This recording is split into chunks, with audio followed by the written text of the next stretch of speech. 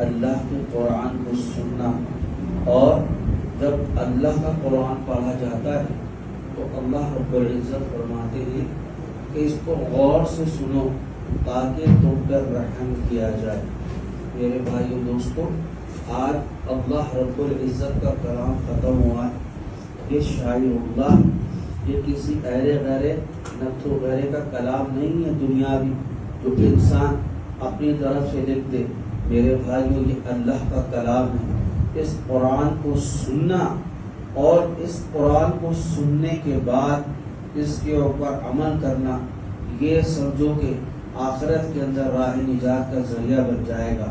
سب سے بڑی بات تو خوشخبری اللہ نے یہ سنائی کہ اس گھر کے اندر جہاں جہاں بھی قرآن پڑھا جا رہا ہے، ختم ہو رہا ہے، اختتام پذیر ہو رہا ہے، وہاں وہاں اللہ رب العزت کی برکت رحمت سکینہ برس رہی ہیں۔ اور آج ماشاءاللہ یہاں ختم قرآن ہوا ہے تو اللہ رب العزت نے آسمان سے 2 خوشخبریاں اس گھر کے لیے اتاری۔ پہلی خوشخبری تو یہ اتاری کہ اللہ رب العزت نے اپنے 60,000 فرشتوں کو حکم دیا کہ جاؤ، آج فلاں جگہ قرآن ختم ہے، جن بچوں نے قرآن سنایا، جنہوں نے قرآن کو سنا، ان سب کے لیے دعائیں مغفرت کرو۔ تو آج سب سے بڑی خوشخبری تو یہ ہے کہ اللہ رب العزت کے دربار سے 60,000 فرشتے دعائیں مغفرت کر رہے ہیں۔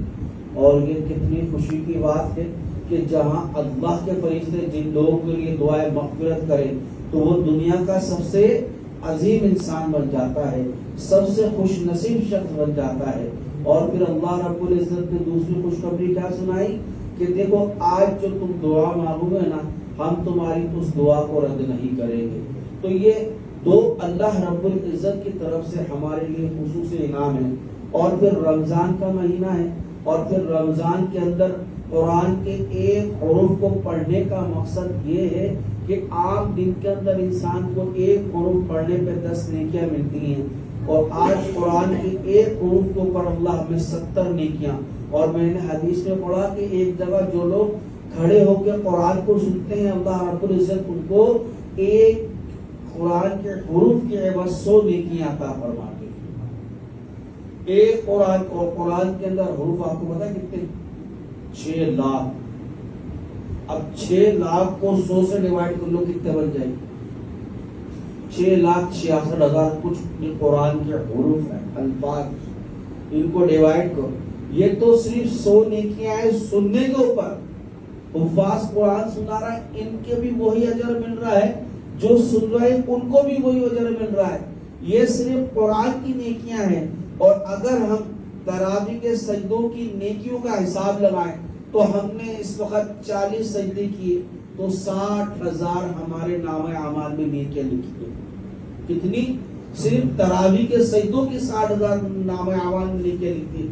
اور ہم نے سنتیں پڑھی، نفل پڑھے، اس کا درجہ فرضوں کی طرف چلا گیا۔ اور ہم نے جو فرض نماز جماعت سے پڑھی، اس کو 70 گنا زیادہ بڑھا دیا گیا۔ صرف ایک عشاء کی نماز کے اندر اللہ ہمیں کروڑوں نیکیاں عطا فرما رہے ہیں۔ ہمارے نامہ اعمال میں کروڑوں نیکیاں لکھی جا رہی ہیں۔ تو میرے بھائیو، یہ صرف 1 سے 1.25 گھنٹے کی بات ہے۔ یہ صرف 1.25 گھنٹے کی بات ہے کہ کتنی کروڑوں ہماری لاکھوں نیکیاں لکھی جا رہی ہیں، جبکہ رمضان تو پورے مہینے کا ہوتا ہے، اور پورے نہیں مہینے میں اللہ ہمیں کتنی کروڑوں نیکیاں عطا فرمائیں گے۔ اور حکم بھی کیا ہے کہ روزے دار سوئے جاگے چلے پھرے کہیں بھی جائے، وہ کچھ بھی کرے، اس کے نامہ اعمال میں نیکیاں لکھتے رہو۔ اگر وہ فحش گوئی نہ کرے، غلط گفتار نہ کرے، غیبت نہ کرے، بدگمانیاں نہ پھیلائے، جھوٹ نہ بولے، اگر یہ سارے عمل نہیں کرے گا تو پورا دن روزے کے اندر یہ سمجھے کہ فرشتہ قلم چلاتا رہے گا۔ روزے دار فجر کی نماز کے بعد جب بندہ سوتا ہے تو ہم تو سمجھتے ہیں ہم تو بے خوابی میں ہیں، لیکن ہمیں کیا پتا کہ اللہ کا فرشتہ کیا ہمارے لیے نیکیاں لکھ رہا ہے۔ تو یہ کتنے بڑے میرے بھائیوں خوش نصیبی کی بات ہے۔ اور پھر سب سے بڑا عمل کیا کہ کہ اللہ رب العزت نے یہ رمضان کا مہینہ اتنا مقدس بنایا، اس کو اتنا مقدس بنایا کہ یہ نبی کریم صلی اللہ علیہ وسلم کی امت کے لیے ایک یہ سمجھیے کہ پلر کا کام کر رہا ہے. میں اور آپ جو ہیں مسلمان ہیں، ہم بنیاد پرست ہیں، ہماری 5 بنیادیں ہیں. ان 5 بنیادوں کے اندر تیسری بنیاد روزے کی ہے. اگر ایک بنیاد کا انکار کر دیا دار اسلام سے خارج ہو گئے. اور 5 بنیادوں میں سے 3 بنیادیں ایسی ہیں کہ اس میں کوئی خرچہ نہیں ہے، کوئی اس کے اندر سرمایہ دار ہونے کی ضرورت نہیں ہے، پیسہ والا ہونے کی ضرورت نہیں ہے. ان 3 پلروں کے اندر، ان 3 سرمایہ کے اندر ہمیں کسی کی ضرورت نہیں ہے. سب سے پہلی بنیاد تو ہماری کلمے کی کہ لا الہ الا اللہ محمد رسول اللہ صلی اللہ علیہ وسلم، کہ جب ہم یہ پڑھ گئے تو دین اسلام میں داخل ہو گئے، اس کے کوئی پیسے نہیں ہیں. اب دوسری بنیاد کی طرف آئیں، وہ کیا ہے؟ نماز. اور اللہ کے محبوب نے فرمایا کہ الصلاۃ قرۃ العین، دیکھو نماز میری آنکھوں کی ٹھنڈک ہے. جب اللہ کے محبوب نے فرمایا کہ دیکھو نماز میری آنکھوں کی ٹھنڈک ہے، تو پھر اس نماز کے اندر کتنا نور ہوگا، اس نماز کے اندر کتنی ٹھنڈک ہوگی کہ یہ قبر کے اندر ہمارے لیے خود بخود روشنی پیدا کر دے. اور پھر تیسری بات جس میں کوئی ہمیں کیا کہتے ہیں سرمایہ دار ہونے کی ضرورت نہیں ہے، وہ ہے روزہ. امیر ہو غریب ہو کوئی بھی ہو، کروڑ پتی کیوں نہ ہو، اس نے بھی روزہ رکھنا ہے. غریب سے غریب، مسکین سے مسکین کیوں نہ، اس کو بھی روزہ رکھنا. ان 3 بنیادوں کے اندر کوئی امیری غریبی نہیں ہے. ایک ہی صف میں کھڑے ہو گئے محمود و ایاز، نہ کوئی رہا بندہ نہ کوئی بندہ نواز. اب 2 بنیادیں ایسی ہیں کہ اللہ رب العزت نے ان کو صاحب نصاب بنایا. ایک زکوٰۃ اور 5واں حج. زکوٰۃ بھی صاحب نصاب کے اوپر ہے. اللہ نے جن کو صاحب نصاب بنایا وہ زکوٰۃ ادا کریں گے. اور پھر 5ویں کیا بنیاد آ گئی؟ حج. یہ وہ کریں گے جن کو اللہ نے صاحب نصاب بنایا. لیکن کیا حج صاحب نصاب کا مقصد یہ ہے کہ کروڑ پتی ہوں گے تو کریں گے؟ نہیں. ہم نے تو موچو کو بھی حج کرتے ہوئے دیکھا ہے، غریبوں کو حج کرتے ہوئے دیکھا ہے. حج کا معاملہ تو اللہ کا ہے، لیکن زکوٰۃ کا معاملہ تو صاحب نصاب کا ہے. اور اس دور کے اندر اکثریت سے اگر کسی شخص کے پاس 2.5 تولے سونا ہے تو اب بھی اس پہ زکوٰۃ ہے. وہ یوں کہ جب 2.5 تولے سونے کو بیچیں گے تو 52 تولے چاندی کے پیسے بھی آگے نکل جائیں. تو کہنے کا مقصد 5 بنیادوں میں سے 3 بنیادیں ایسی ہیں کہ ان کے اندر ہمیں صاحب امیر کبیر کروڑ پتی ہونے کی ضرورت نہیں ہے. یہ ہمیں دل سے عمل کرنا ہے.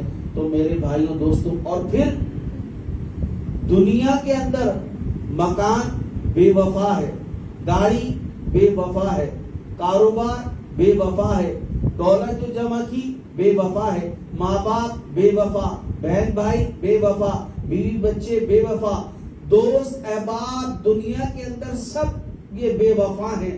یہ جب تک وفادار ہیں جب تک آپ کا سانس چل رہا ہے. یہ کب وفادار ہے؟ جب تک ہمارا سانس چل رہا ہے. اگر کسی کے ماتحت 5 آدمی کام کرتے ہیں تو وہ اس کے ماتحت ہو گئے، اس کے کہنے پہ عمل کریں گے. اسی طریقے سے یہ جب تک سانس ہے تو ہر چیز ہمارے ماتحت ہے. لیکن اصل جو زندگی ہے وہ مرنے کے بعد کی بڑی لمبی زندگی ہے. اس وقت کے لیے ساری چیزیں بے وفا ہیں. اب وفادار چیزوں کی طرف آ جاؤ. سب سے پہلی جو وفادار چیز ہے وہ نماز. یہ وفادار ہے. اس کے بعد قرآن پڑھنا، قرآن پڑھنا، قرآن وفادار. پھر تیسرا رمضان وفادار. یہ 3 چیزیں ایسی ہیں اگر کسی شخص نے ان چیزوں کو اپنا لیا تو سمجھو آخرت کے اندر خود بخود سفارش کرے گی.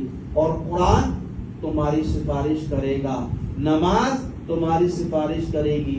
اور میرے بھائیو رمضان روزہ تو ویسی ایک ڈھال ہے.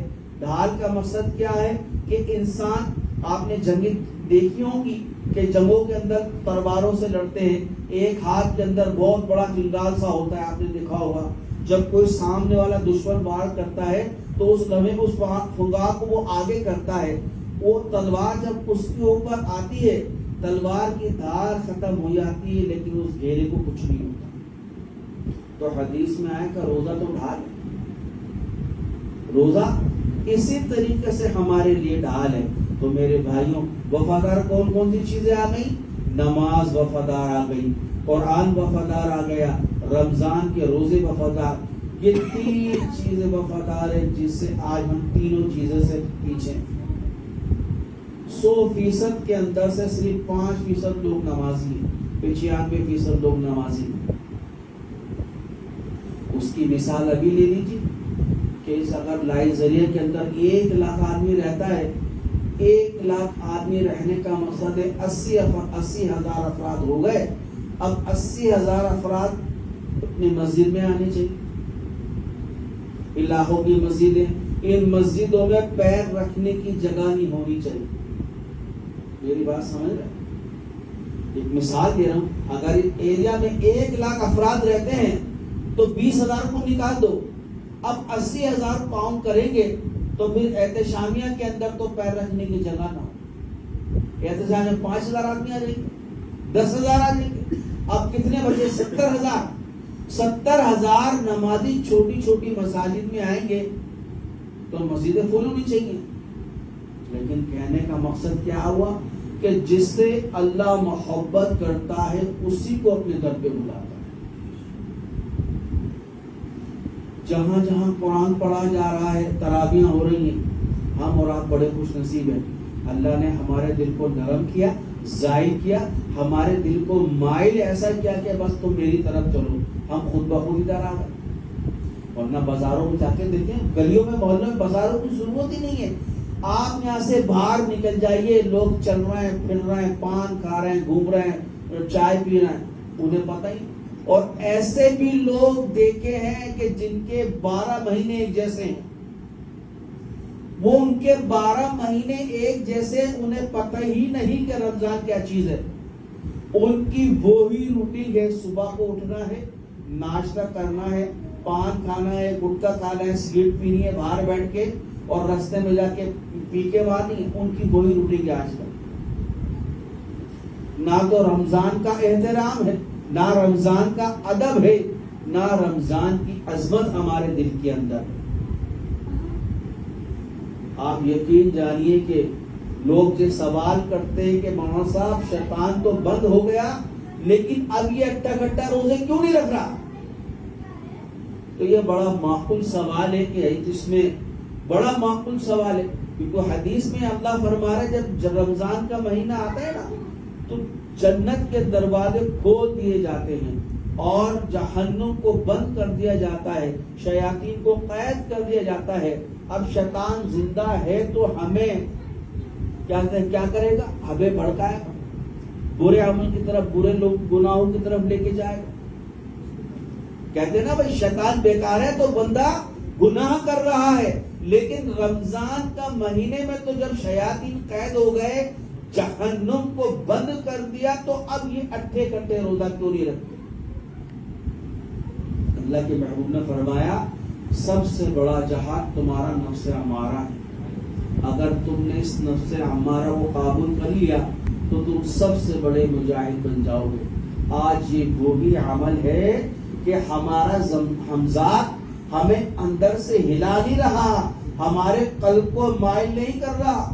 اس نے ہماری زندگی وہی 12 مہینے والی جو چل رہی ہے، بس ایک جو تصور دل و دماغ میں چل رہا ہے کہ رات کو سونا ہے، صبح کو اٹھ کے ناشتہ کرنا ہے، پھر باہر بازاروں میں جا کے رمضان کا احترام نہیں کرنا، چل رہے ہیں، پھر رہے ہیں، پان کھایا، گٹکا کھایا، پانی پیا، سارے عام کر رہے ہیں.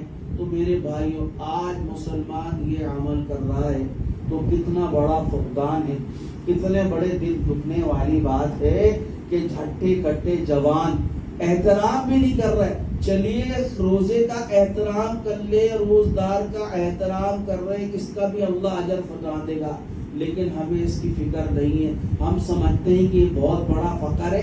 روزدار اپنی جگہ ہے, رمضان اپنی جگہ ہے, میرا عمل اپنی جگہ ہے کہ میں گھر کے باہر بیٹھ کے سگریٹ پیوں گا, میں گھر کے باہر بیٹھ کے پانی پیوں گا, میں گھر کے باہر بیٹھ کے پان کھا کے پچھتا مانوں گا, چاہے کتنے روزدار وہاں سے گزر گئے. کیوں؟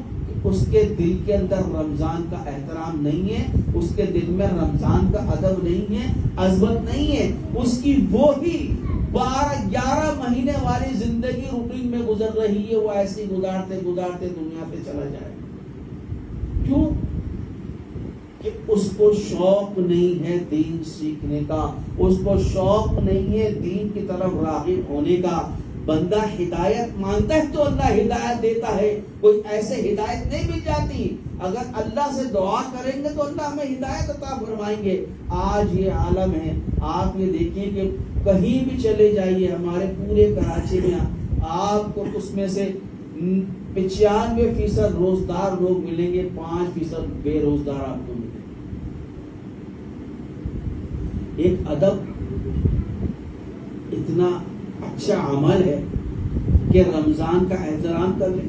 ہم سے تو اچھا ایک یہودی ہے بنی اسرائیل کی قوم کا. رمضان کا دن تھا, اس کے محلے کے اندر مسلمان بھی تھے, اس کے محلے میں یہودی بھی تھے, لیکن رمضان کا مہینہ آیا تو یہودی کا بیٹا اپنے گھر کے باہر بیٹھ کے پانی پی رہا ہے.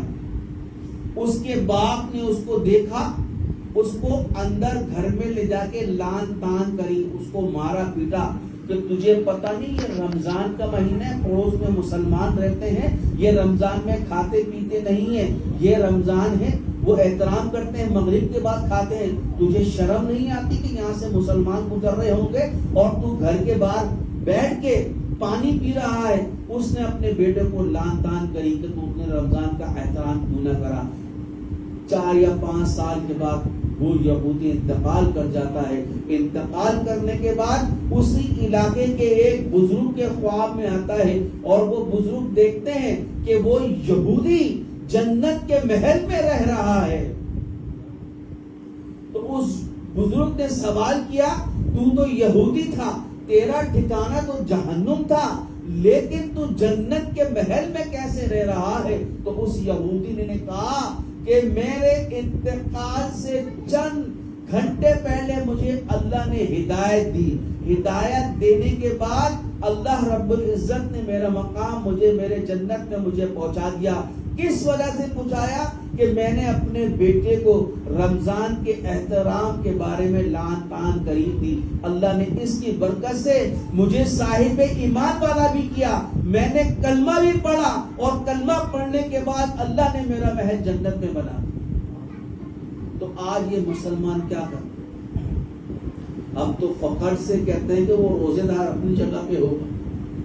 تو میرے بھائیوں دوستوں, وفادار چیزیں تو یہی ہیں, اگر ہم نے ان سے وفاداری نہ کری تو ناکام ہو جائیں گے.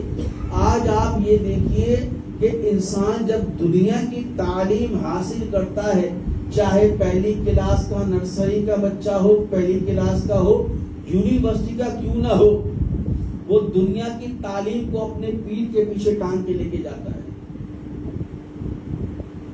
یونیورسٹی میں پڑھ رہا ہوں, کالج میں پڑھ رہا ہو, پہلی جماعت میں پڑھ رہا ہو, میٹرک میں پڑھ رہا ہو, لیکن بستہ کہاں ہوتا ہے اس کا؟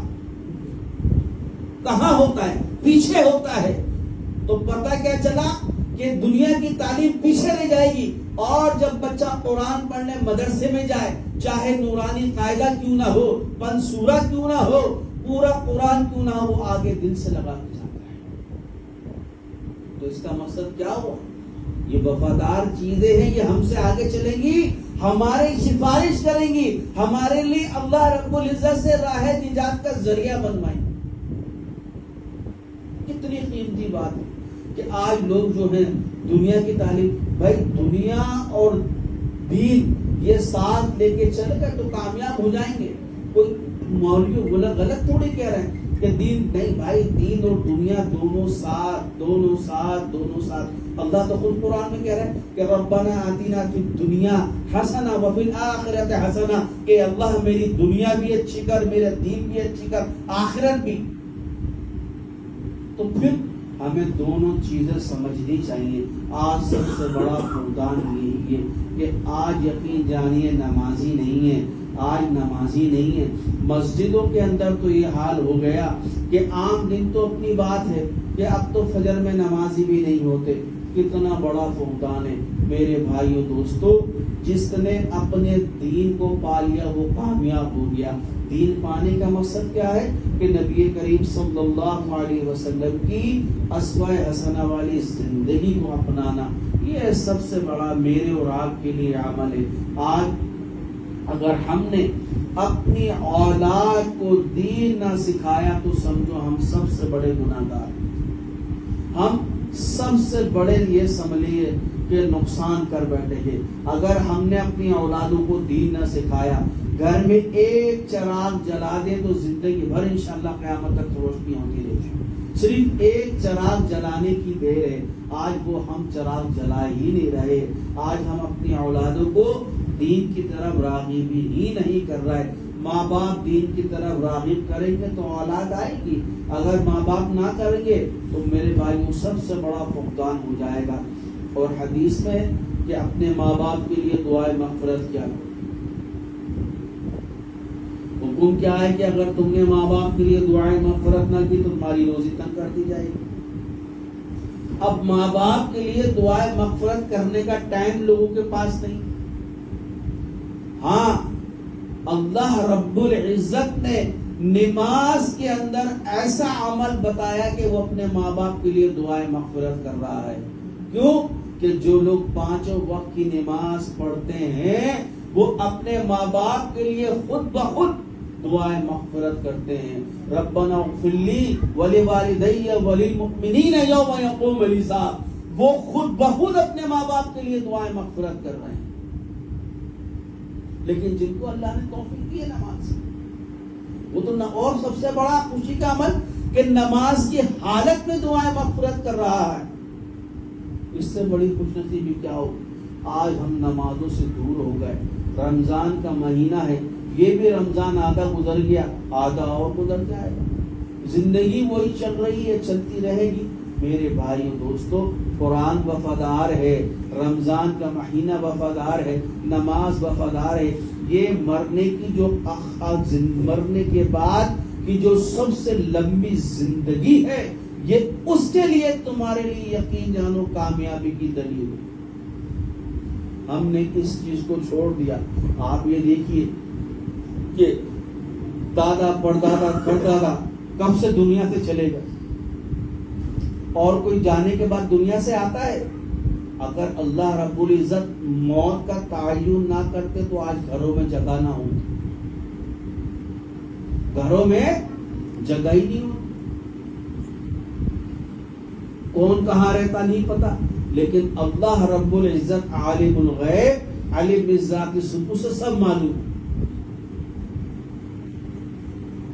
کس گھر میں کون, کس گھر میں کون. تو میرے بھائیوں دوستو, کل نفس ذائقۃ الموت, ہر جاندار چیز کو موت کا مزہ چکھنا ہے, اور دنیا کا سب سے بڑا سچ ہی موت. اگر ہم نے اس کی تیاری کر لی تو یہ سمجھو ہم کامیاب ہو گئے. تیاری نہ کری تو ناکام ہو گئے. تیاری کرنے کے لیے کوئی مشکل کام تھوڑی ہے, صرف اللہ رب العزت کے احکام کو پورا کرنا ہے. نبی کریم صلی اللہ علیہ وسلم کی سنتوں کی اتباع کرنی ہے. دین بہت آسان ہے, دین کوئی مشکل تھوڑی ہے.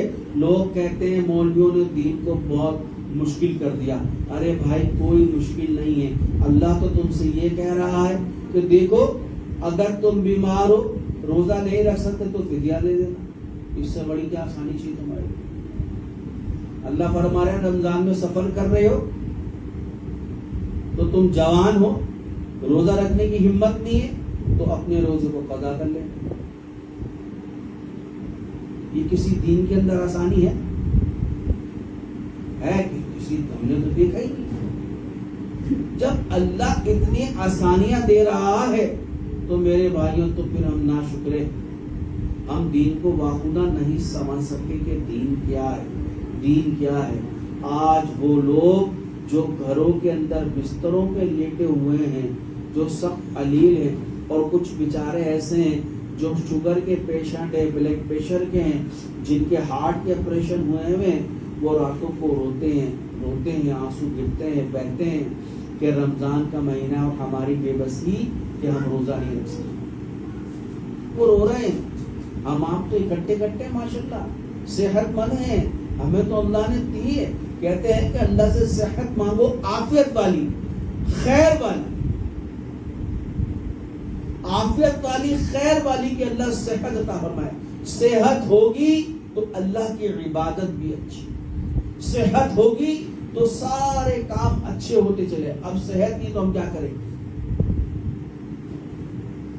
اور کچھ ایسے بھی لوگ ہیں بیچارے کہ جن کے ڈاکٹروں نے, طبیبوں نے منع کیا کہ بھائی روزے نہیں رکھنا, روزے رکھو گے تو تم مر سکتے ہو, جہاں بخ ہو سکتے ہو.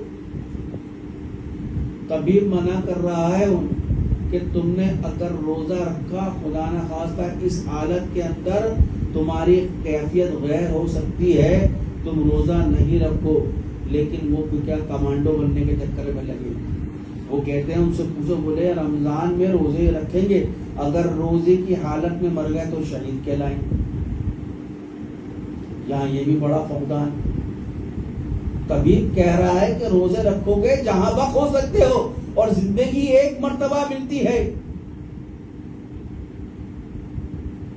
اور وہ کہہ رہا ہے نہیں روزے کی حالت میں مریں گے شہید ہو جائیں گے. تو یہ شہادت کہاں سے ہو گئی؟ یہ تو خودکشی ہو گئی.